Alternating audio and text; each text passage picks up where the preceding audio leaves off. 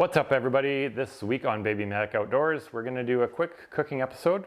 I have a piece of beautiful chinook salmon, fresh from the freezer from this summer, and we're going to teach you how to cook it.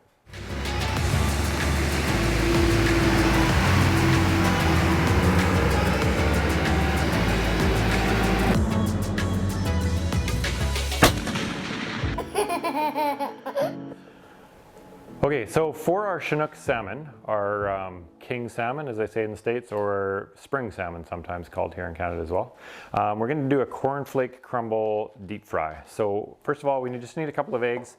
It's just an egg wash. It depends on how much salmon you have. You just basically got to get it wet with the egg. 1, 2, 3 eggs, depends how much you're doing.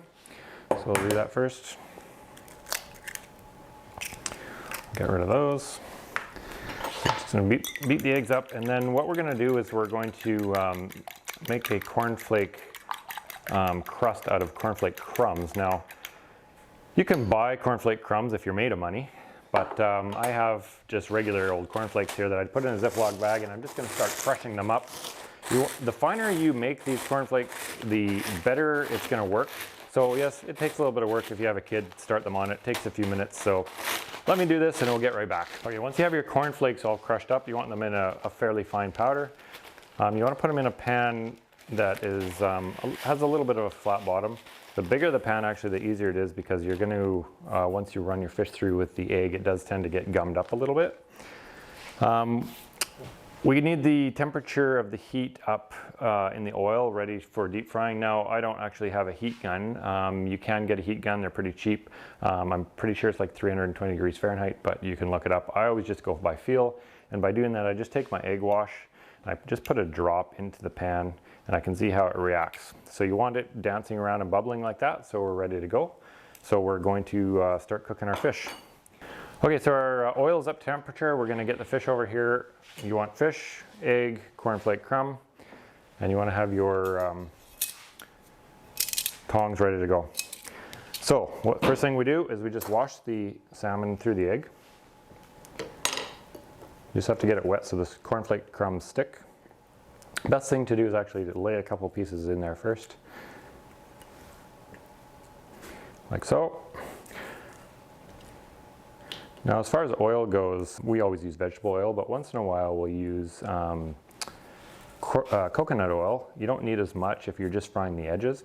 So you just want to put this into the cornflakes and then flip it over. You can actually kind of just bury it a little bit.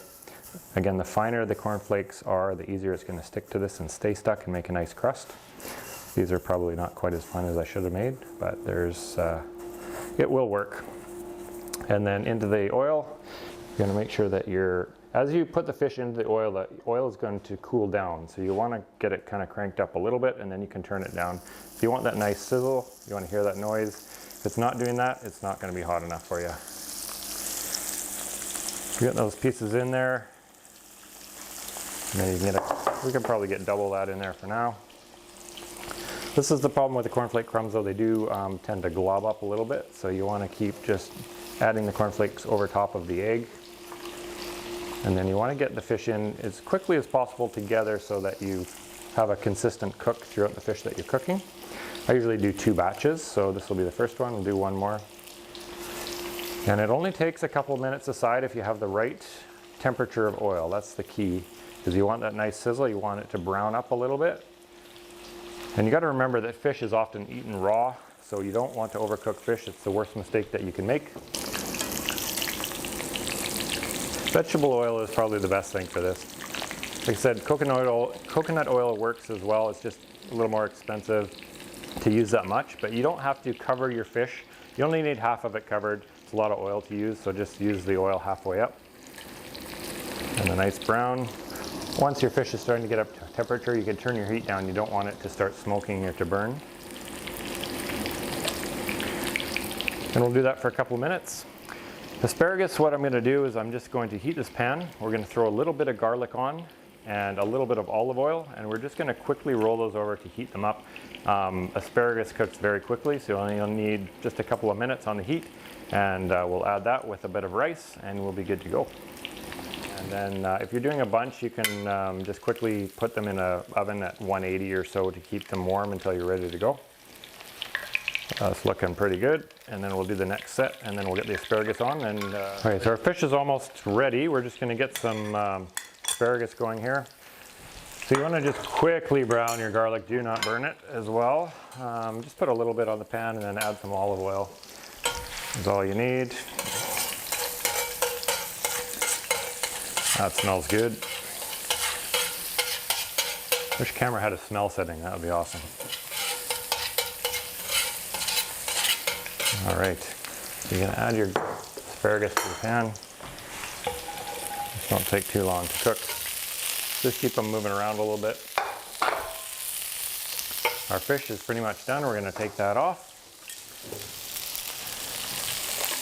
And then we're gonna be almost ready to rock and roll here. This is gonna be awesome.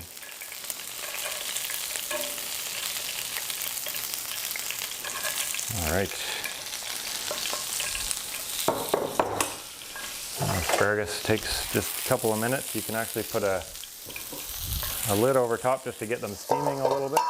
And then we'll spin them around a little bit and we'll be good to go. All right, pretty simple meal.